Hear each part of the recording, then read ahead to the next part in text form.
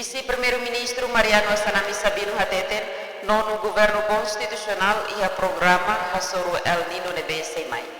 Vice-Primeiro-Ministro Mariano Sanami Sabino hato questão ne banhira ramata halau encontro com o Presidente da República José Ramos Horta e a Palácio Presidencial Nicolau Lobato Bairro Pitete Arsane.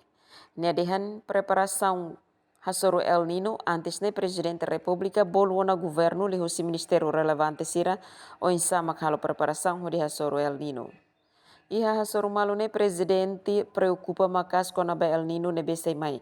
Também husu no orienta atau halo preparação programa nebe iha Hasoro El Nino no mudança climático.